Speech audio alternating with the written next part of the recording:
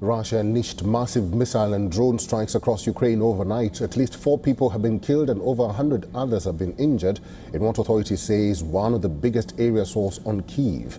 Ukrainian President Volodymyr Zelensky condemned the attack and the damage caused by Russia using the intermediate-range Oreshnik ballistic missile.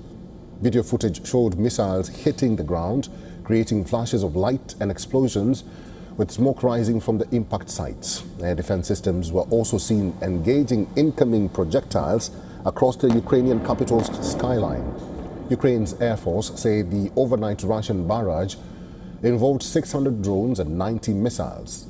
These are the visuals from Kyiv as emergency services responded after massive strikes on the capital.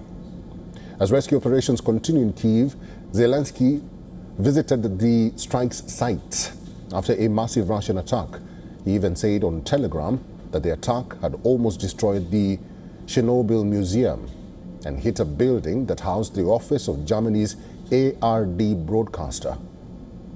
According to Ukraine, its air defenses intercepted 549 drones and 55 missiles launched by Russia.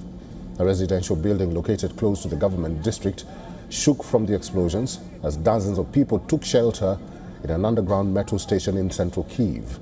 The Russian army has confirmed that it had launched the Oreshnik at Ukraine, saying it was in response to Ukraine's terrorist attacks on civilian infrastructure in Russian territory. Russia's Oreshnik is a high-speed maneuverable missile designed to overwhelm air defenses. What makes the missile stand out is its multiple independently targetable re-entry vehicles, or MIRVs. This means the missile carries multiple warheads and each of them can hit a different target. Multiple videos from the intervening night of May 23rd and 24th showed bright streaks descending and splitting into multiple sub-munitions consistent with the Oreshnik's MIRV design. Meanwhile, the death toll from a Ukrainian strike on a college in a Russian-controlled town in the Luhansk region has risen to 21.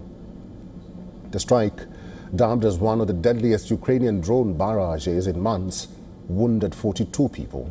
Ukraine has denied targeting civilians and insisted that it hit a Russian drone unit stationed in that area.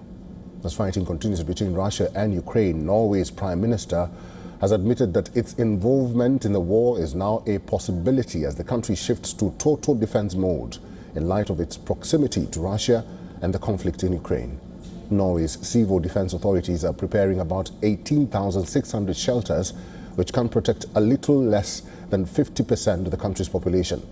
French President Emmanuel Macron has condemned Russian strikes on civilian targets and its reported use of the nuclear-capable Oreshnik missile in the massive overnight attacks on Ukraine.